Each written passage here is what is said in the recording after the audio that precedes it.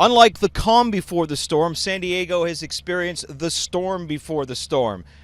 Along with Shai Davidi, Mike Wilner, Ben Nicholson Smith, I'm Barry Davis, and we are expecting a huge storm to hit San Diego later tonight, tomorrow morning. But before these meetings have ended, we're talking a flurry. And Ben, it's not free agent signings that have dominated the meetings this year. It's been trades. Yeah, everyone from Howie Kendrick, Jonas Cespedes, Rick Porcello, Matt Latos, it's really been remarkable. I think that we're going to see even more trades come up. The Blue Jays could be in on that. So far, pretty quiet for them, but they have laid the groundwork for some more moves. It really has been an amazing frenzy the last 18 hours. It's not a normal winter meetings where it slows to a crawl on the last day and then everybody leaves after the Rule 5. I mean, everyone's still leaving after the Rule 5 draft, but the 18 hours leading up to it, there must have been a couple of dozen players change hands and trade, a few free agent signings. It's been incredible. And it hasn't just been middling players, it's been big-time players. And you can really look at the John Lester signing with the Chicago Cubs for triggering a lot of this, because that prompts Boston to go make the deals for Wade Miley and Rick Porcello. The Dodgers make a bunch of moves. They rebuild their infield with Jimmy Rollins and Howie Kendrick. Dee Gordon goes to the Marlins. The Marlins get Latos. It's an amazing chain reaction of things that had been bubbling, but just waiting for the one thing to serve as the catalyst. Lester, it was the catalyst, and there's still a lot more to come, I think, on multiple fronts. Mike, what do you make of the fact that a good number of the players that have been traded are guys that are entering their walk year?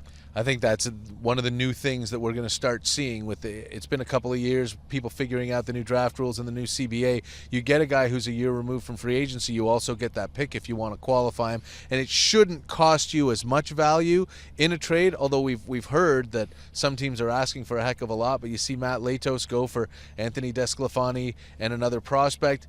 Would have thought he'd have been worth a lot more than that. Maybe that's the only one. Porcello for Cespedes, I would have thought you'd get more than Porcello for a year of Cespedes. But teams want that lack of commitment, and they like the idea of maybe having that draft pick coming in a qualifying offer. I think you get the best of both worlds with a 5+ player, because you get a guy who is established. Clearly, he's established himself as someone who can contribute, yet you don't have to commit that much money, and you can get the draft pick if he has a good year. So I think it really adds up to a nice acquisition.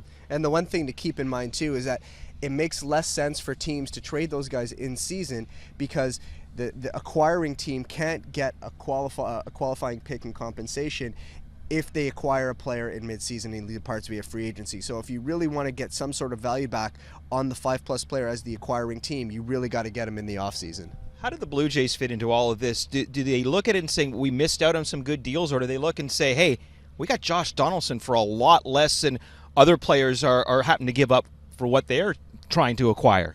Well, I think you look at the return that the Dodgers got for Dee Gordon, and then you look at what the A's got for Josh Donaldson, and you just think, well, the Blue Jays might have done pretty okay there. But to think that they missed out on opportunities, I really think that they just stripped their inventory. They played their chips already at this point, and they didn't have anyone that you could realistically throw into these scenarios. The types of prospect capital that was being moved was far above what the Blue Jays do want to give up. I mean, they could, in theory, move Daniel Norris, move Roberto Osuna, move Miguel Castro. Those are probably the guys teams are asking about. But from an organizational standpoint, if you're looking beyond 2015, the Blue Jays are going to need to hang on to those guys. And I think anytime you show up here, whether you're an agent or a team, there's pressure to get moves done and to really have all kinds of discussions and make clear progress. And the Blue Jays made progress, but we can't see it. And I think that doesn't mean that they haven't made strides toward improving their team. There's nothing, aside from Chris Colabello, of course, that's concrete on that roster. But I still think you don't want to panic. You don't want to force something just because you're here in a hotel with the other 29 teams. And you did a lot of your heavy lifting early. I mean, you got Josh Donaldson. You gave Russ Martin a big bunch of money. It's still he's still the highest paid position player free agent, I think, that's signed in this offseason. They did work.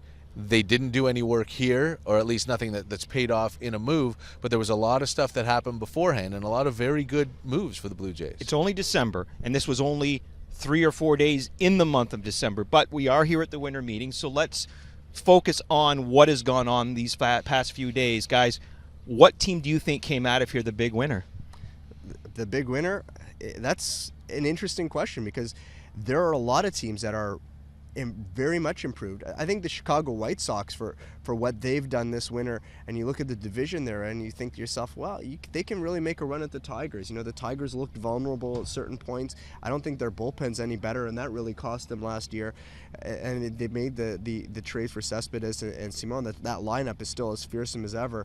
I really like what the White Sox do. I think it's also very intriguing what the Dodgers are doing. I really think that they're set up now to make a run at Max Scherzer, James Shields, and even the Padres. It's really interesting that they have Matt Kemp. Where do they go from here? Yeah, a lot of teams have done a lot of things, and it's hard to pick a winner or a loser. Boston needed to rebuild a pitching staff, and now they have Rick Porcello, they have Justin Masterson, they have Wade Miley. I don't know that I would call them winners. None of those guys, for me, are top of the rotation pitchers, but they're all solid, good major leaguers. The Marlins have made some interesting moves, picking up D. Gordon and the Cubs too. Let's not forget, among all this frenzy, the Cubs landed the biggest fish of the winter so far in John Lester. For me, I'm going Dodgers. I just like Brandon McCarthy. I like Howie Kendrick a lot. And I think Jimmy Rollins, as much as he's not the player he once was, an MVP with the Phillies, I think he's still a solid player. So you add it up, and I think the Dodgers come out of here a much better team than they arrived. Very quiet for the American League East when you think of the Orioles, the Rays, the Blue Jays, the Yankees. The Red Sox made a little bit of noise, but overall, the East hasn't really gotten itself to the point where, look out, here comes the Big East. Sure, and to me, there two things that are very intriguing is one, save for Andrew Miller and the acquisition of Didi Gregorius, I guess. I mean, the Yankees haven't done much to impact their roster, and you just can't believe that the Yankees are going to sit this out. At least I can't. I just can't see that happening. And the Orioles, too, I mean, this is a team that they have a lot of their core that's eligible for free agency after 2015. So this is their opportunity to really take a run at it. If they don't do anything, they're just not going to be a factor. I'm very surprised the Orioles haven't gone after an outfielder. And the Yankees' rotation is made of spit and chicken wire, or held together at least with that. Scherzer and Shields are still out there. You're right that the Dodgers, what you said earlier, have opened up room to go after one of them. The Yankees, you got to expect to have room to go after both of them. And they're not going to just sit quietly through this winter. Yeah, I would think that they would be in on Scherzer. And I think another team in this division, the Rays, you look at that lineup, it just doesn't match up with some of the offenses you see, the Red Sox, the Blue Jays. The Rays really can't compare. They have the pitching, but I think they really need to add some offense. Well, the winter meetings have wrapped up here in San Diego, but when you look at the number of top-line free agents that are still out there, the off-season has just begun.